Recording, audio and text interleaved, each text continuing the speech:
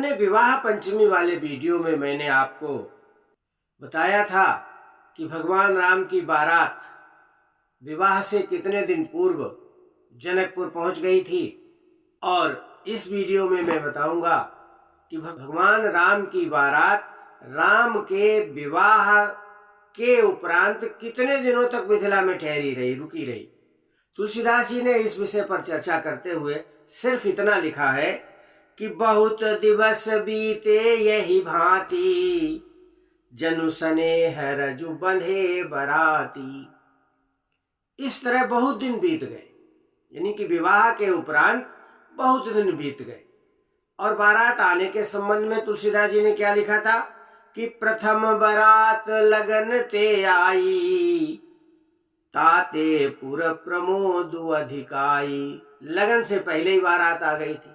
तुलसीदास जी ने बारात आने और बारात की विदाई का उल्लेख सिर्फ 2 चौपाइयों में कर दिया है कि प्रथम बारात लगन ते आई, ताते अति प्रमोद अधिकाई।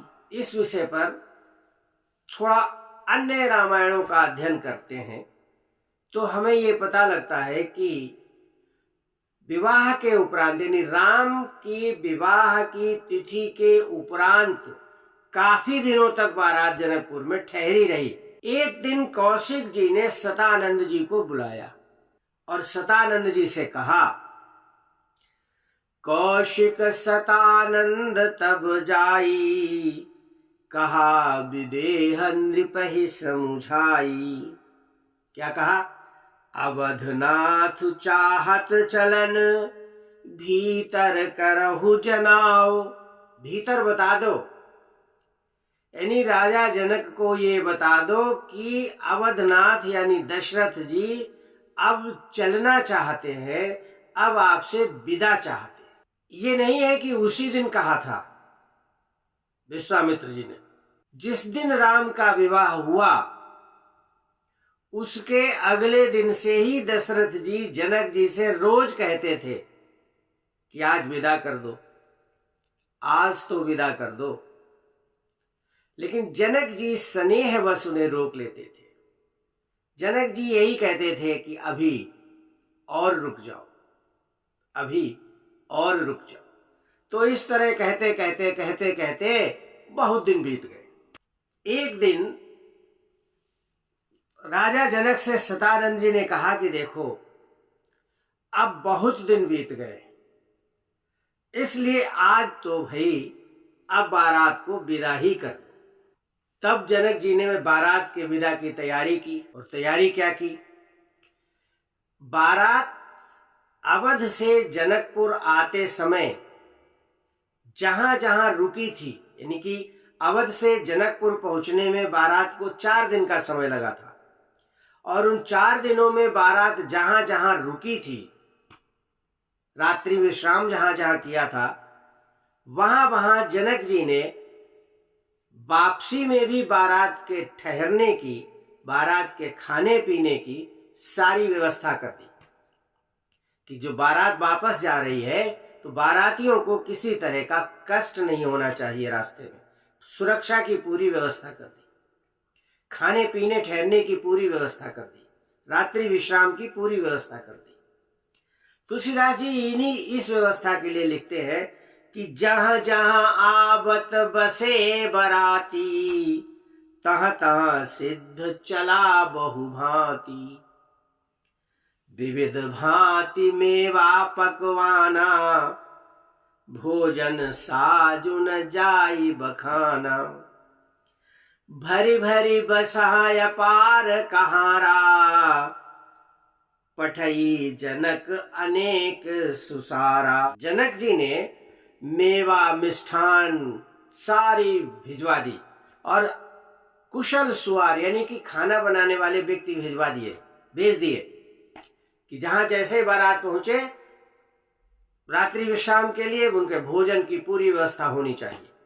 ये तो बारात के विदा की व्यवस्था करी जनक जी ने। अब जनक जी ने अपनी पुत्रियों को जो कन्याधन दिया था वो बारात के साथ नहीं भिजवाया। जनक जी ने अपनी पुत्रियों को जो कन्याधन दिया वो उन्होंने सीधा अयोध्या भिजवा दिया, पहले ही अयोध्या भिजवा दिया, और बाद में फिर ये खबर रनिवास को भेजी गई कि भाई बारात की आज विदा होनी है। और जैसे ये खबर रनिवास में पहुंची तो रानियां ऐसे तड़पने लगीं, ऐसे विकल हो गईं, जैसे किसी तालाब का जल सूखने पर मछलियां तड़पने लगती हैं। गोस्वामी जी लिखते हैं कि चली ही बारात सुनत सब रानी, बिकल मीन गन जनु लघु पानी।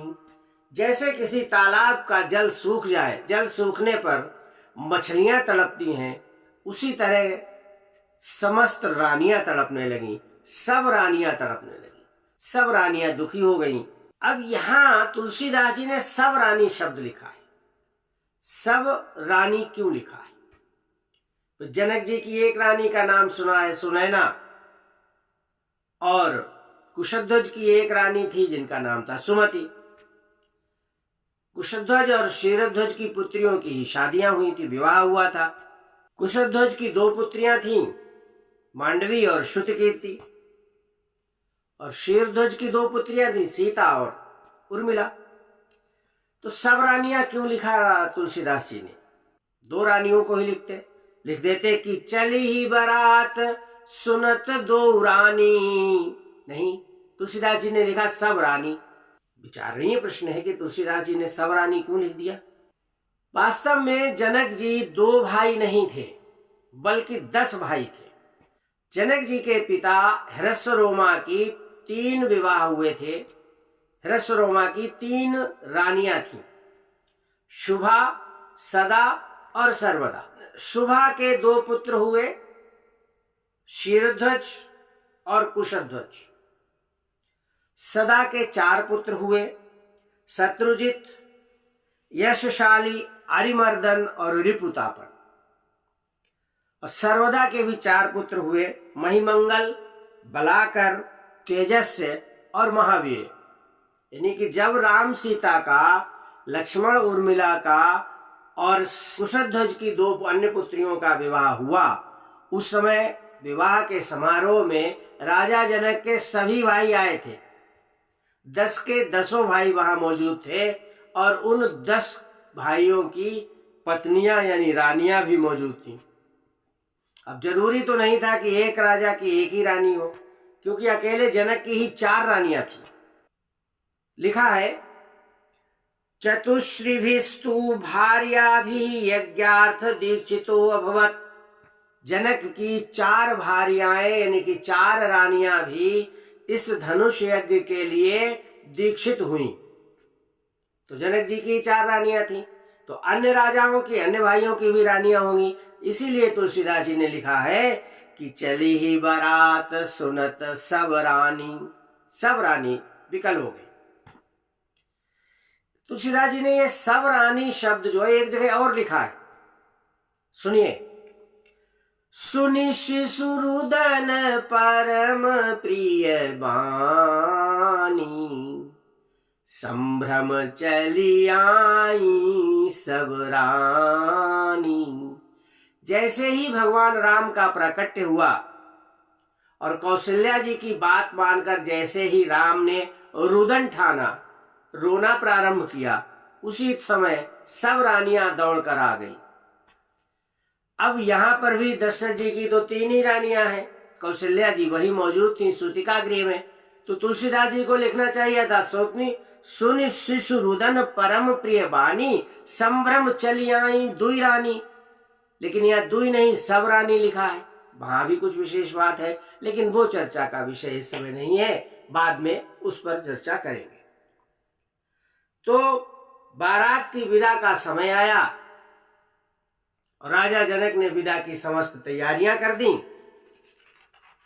और तैयारी के बाद विश्वामित्र जी सबसे पहले विदा हो गए।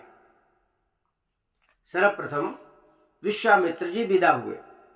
वाल्मीकि जी लिखते हैं, अथरात्र्याम व्यतीतायाम विश्वामित्रो महामुनि आपृष्ट्वा तौ च राजानौ जगामोत्तर पर्वतम। विश्वामित्र जी विदा होकर के हिमालय पर्वत पर कौशिकी नदी के तट पर जहां उनका आश्रम था वहां चले गए। सबसे पहले क्यों चले गए? सबसे पहले गए क्योंकि विश्वामित्र जी को पता था कि मैं जिन जिन कार्यों के लिए भगवान को यहां लाया था वो समस्त कार्य संपन्न हो गए हैं। कौन कौन से कार्य? वत्सर वन में राक्षसों का नाश हो गया है, मेरा यज्ञ संपन्न हो गया है, जनक जी की भी प्रतिज्ञा पूरी हो गई है, और दशरथ जी के चारों पुत्रों का विवाह हो गया है। मेरा कोई काम अब यहां रहा नहीं है। तो विश्वामित्र जी सबसे पहले विदा हो गए। अब मुख्य प्रश्न ये है कि कितने दिनों तक बारात रुकी। विश्वामित्र जी ही बताते हैं कि बारात की विदाई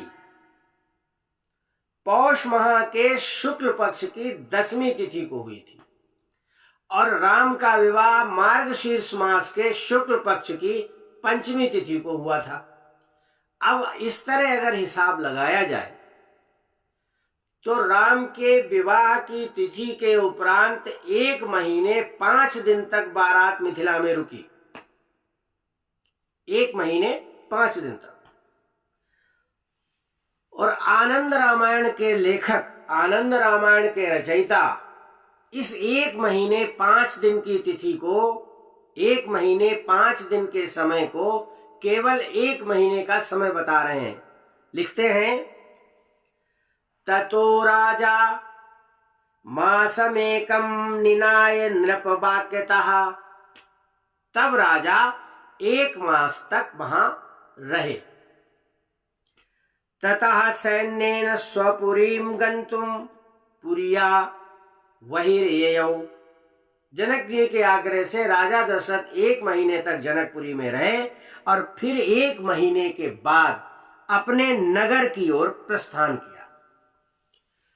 तो इस तरह यह स्पष्ट है कि बारात, भगवान राम की बारात राम के विवाह की तिथि के बाद 1 महीने 5 दिन तक मिथिला में रही और 1 महीने 5 दिन यानी कि विवाह की तिथि के 35वें दिन राजा जनक ने बारात की विदाई की।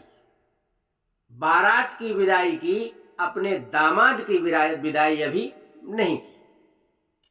मुझे उम्मीद है कि राम के विवाह के उपरांत बारात कितने दिनों तक जनकपुरी में रुकी, इस संबंध में मेरा ये वीडियो आपको अच्छा लगा होगा। अगर अच्छा लगा है तो कृपया इसे लाइक, शेयर और इस पर कमेंट करें और मेरे YouTube चैनल भक्ति भास्करम को सब्सक्राइब करें। इन्हीं शब्दों के साथ आप सबको जय श्री राम।